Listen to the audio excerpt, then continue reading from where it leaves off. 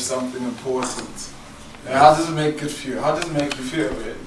It's not good away. Like, not having an alternative source of energy doesn't make you feel good at all, right? Yeah. I mean, nobody likes that, and for reality, that is a reality for most people in South Africa today, you know?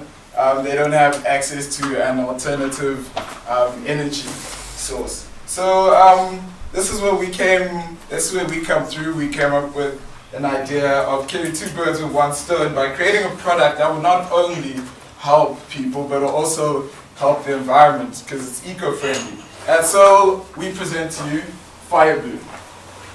What is it, you might ask? What is Fire Bloom? Well, it's really using previously dried, compacted algae generated free of charge from wastewater to produce eco-friendly fire lighters. Our value proposition. Well, we thought it would create a product which would be low cost, energy efficient, very eco-friendly alternative as it's neutral, and it's very safe and user-friendly as well. Okay, so our first critical assumption had to do with the cost.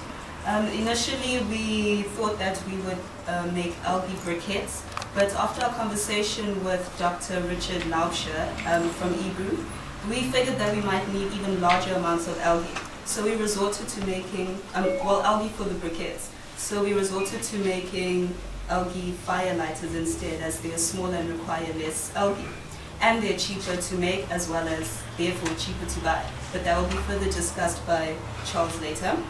The second critical assumption was basically the testing of the energy.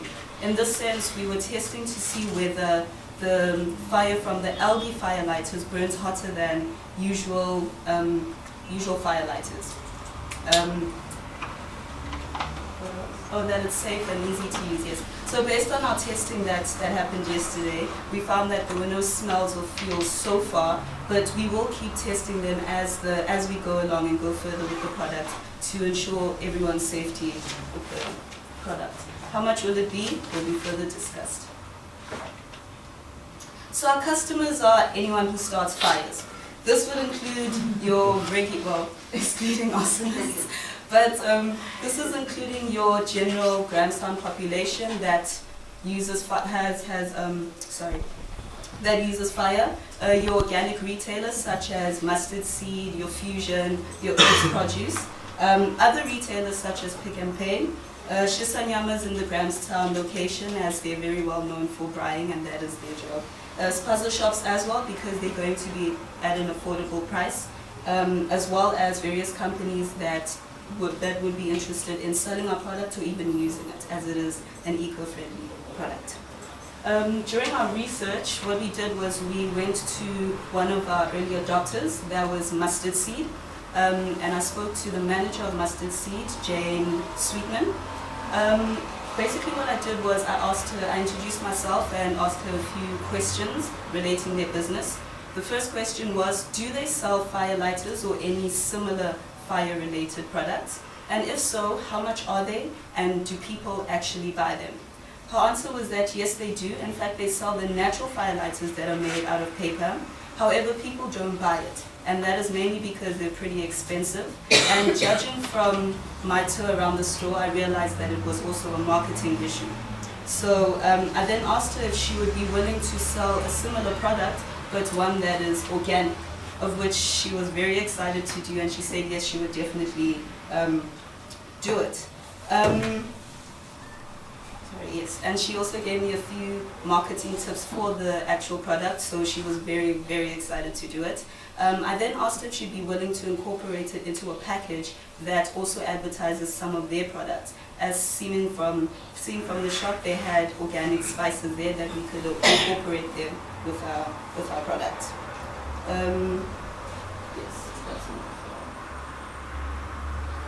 Yeah, well, packaging, we just thought to obviously hit home to that organic point of view, eco-friendly style. We thought the brown paper bags and simplistic look would suffice, especially if you're looking to market into places such as Woolies or something that caters for a certain customer. Then the process we have with collecting the algae. So the algae is a byproduct from wastewater treatment.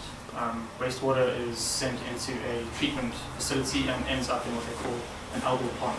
And this pond basically just produces algae. The algae grows, proliferates, and needs to be removed. So the algae, which you can see in these V-shaped settlers, they call them, settled down. We left them overnight and got a reasonable concentration of algae and collected them in basic, just for now, 5-liter containers, which is a bit of a hassle, but after scaling up, it would become a lot easier. Then later on, we would look at automation of this collection process, where something like an Archimedes screw with a sieve at the bottom would just pick up the flocks of algae, and then we'd obviously leave behind all water content for later release. The one problem we found was that the algae needs to flocculate, so it needs to bunch together in order to actually harvest it properly. And we found that when we removed it in the bottles and left it overnight and then started processing it, it all broke apart. So the actual filtering became a bit of an issue, but that would be solved by actually taking the algae directly from the ponding system. So after collection, the process would go into drying. After the algae is dry, you would simply need to compact it. And then after we've compacted it now for the first time, we need to do some rigorous tests on the final energy output and the product size and density. And then obviously looking at further upscaling and to use all the algae we have readily available. Okay, so looking at the products, the product is the algal fire starter, so it would look something similar to what you guys see in the bottom there. The first one is the sludge as it's collected, which it's just the algal sludge. So it's a huge amount of biomass, which can then be dried or compressed in something like a centrifuge as seen in the next step, which is actually a centrifuge that's used specifically to collect algae. Then you get a final product. But yesterday we conducted some testing. So yesterday we took the algae, we filtered it, we actually got a portion of the algae and we dried it. Then this was done using very basic thermal analysis, and we compared the actual BTU per pound output, which is the energy output of the algae versus traditional fire starters. And it was found to be similar to traditional fire starters in the range of 8,000 to 9,000 BTU per pound, which is acceptable for starting a fire and actually on par with charcoal as well. And then this is a video of us just actually burning the liquid fraction, which is part of the extraction, actual method that we used. So you can see a blue flame on top of it. This is, of course, it does contain organic solvent, but this was compared to one that is only pure organic solvent. So there is a difference in energy, of course, which is due to the addition of the algae. And the cells were actually dried and then suspended in ethanol in order to do this analysis. This is a liquid fraction. This is also similar to the method that's used to create the biofuels such as biodiesel or so on. Then our revenue sources, there's two revenue streams. There's the algal firelighters, which will be sold as only algal firelighters in a pack with a price comparable to the current market competitors, 15 Rand and up to 20 Rand. And then we will also be selling a combination, and the combination will be organic spices or natural spices, as they say, combined with the algal firelighters. So if you're going to have a braai, you can buy this package, you can start the fire, and you can have spices to braai. And hopefully, if we can do it right, we can have the firelighters and the spices last the same period of the same number of braais, and that way the person can buy another bundle. And then future work, going on to future work, there's massive potential in natural energy and alternative energies. And one of the great things about this is also something called supercritical water gasification. And supercritical water gasification can actually allow us to take algal biomass and create substances such as syngas and hydrogen, which can be used to power generators. It can be used in the pharmaceutical industry as a precursor to produce chemical compounds, and is extremely costly if you want to buy it as a pharmaceutical producer. So syngas, there is a large market for that as well. And this will also allow us to provide energy at a low cost to rural areas, because the high rate algal ponding system is mostly in rural areas. And the next one is actually being built in Barberton. So that would be one of the places that we would be able to expand to. Well, basically, during our learning process, the biggest lesson that we learned was the importance of testing and retesting, as well as being able to scale down our product, because we realized that we needed way more algae than we could realistically get in the space of time. So we scaled down to firelighters, simple, portable, easy to use. Yeah, and then as like Kim said, for troubleshooting, we just learned the process in this course, obviously of rapid prototyping and the methods especially that we're trying to use. Because obviously as soon as you start testing, you're looking at these methods, you see what's viable, what's not viable. And we spent a good few hours yesterday just trying to fix the filtration. So I can say we're a lot better off from that process.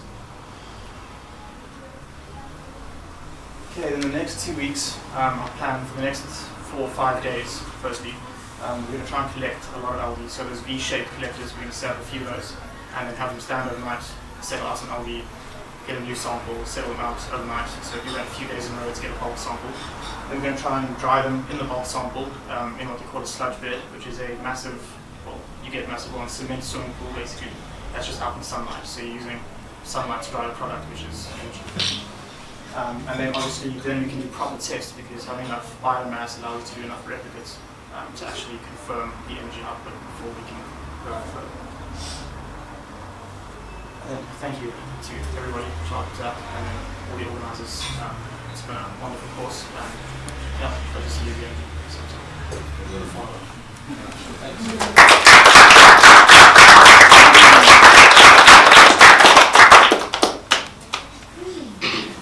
Fire away. Questions?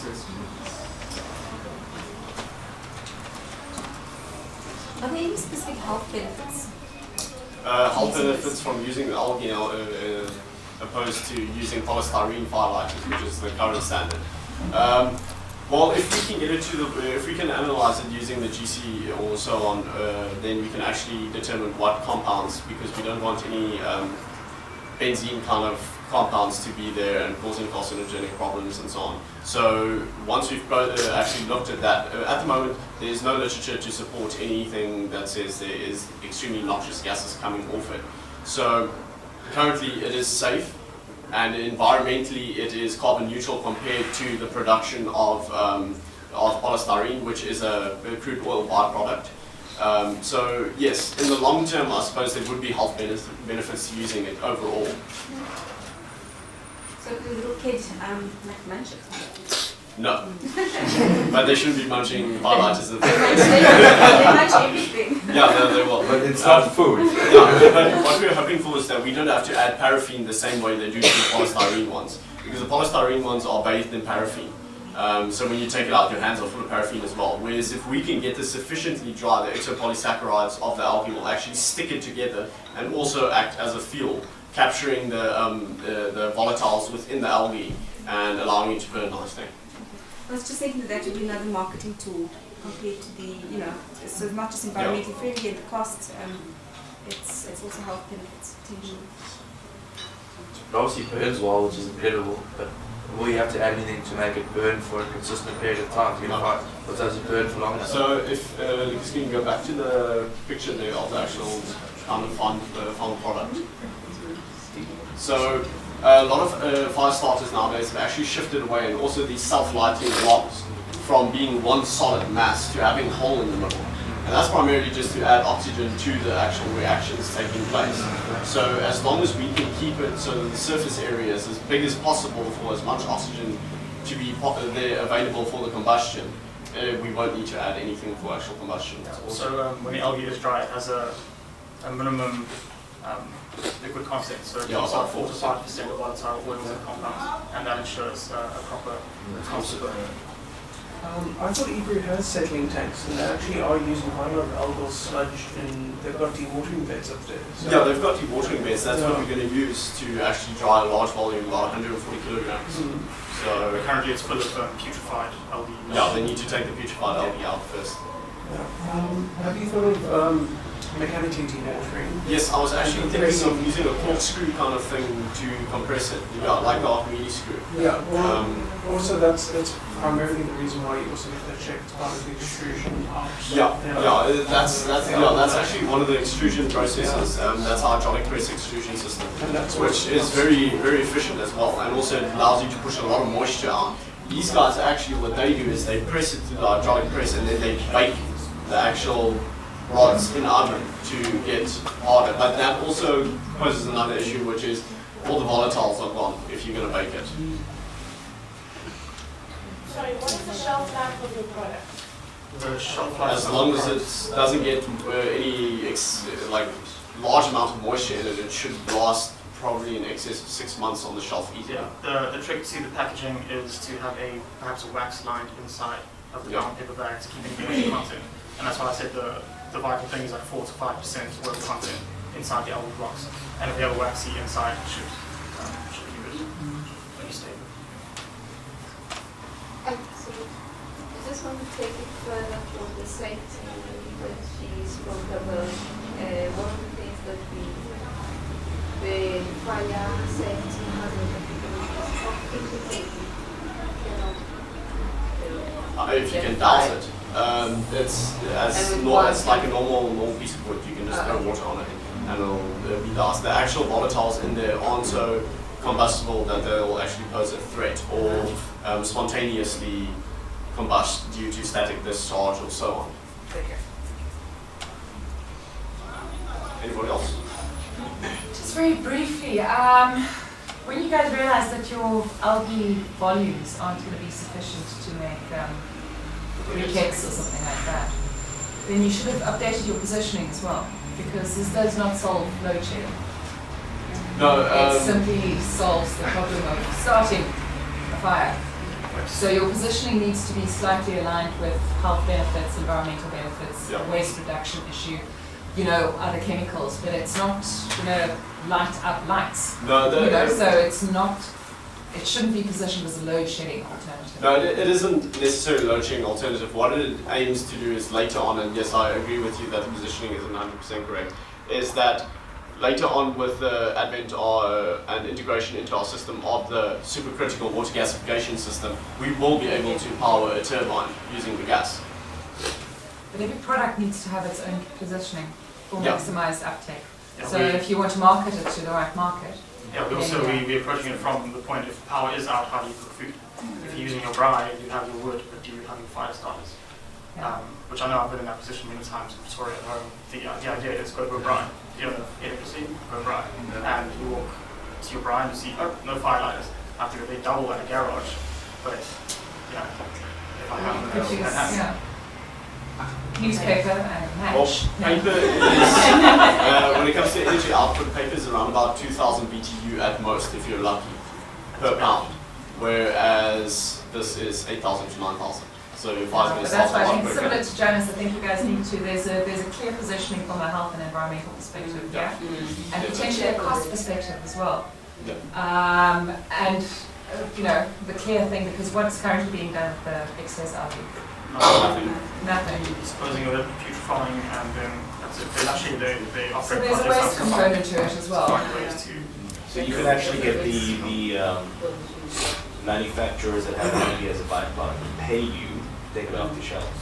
Essentially, if you could find somebody that had algae as a byproduct, but that is very rare. Yeah, the problem is the supply, because if it's a problem in a water source, how do you get a constant supply? Well, this is why we're approaching them now, and with the possible expansion of Barberton is they have 8 tons a year for us. And Barberton is going to be a 1 megaliter plant. Which equates to about 20 tons a year. And they will ordinarily just dispose off. So. Yeah.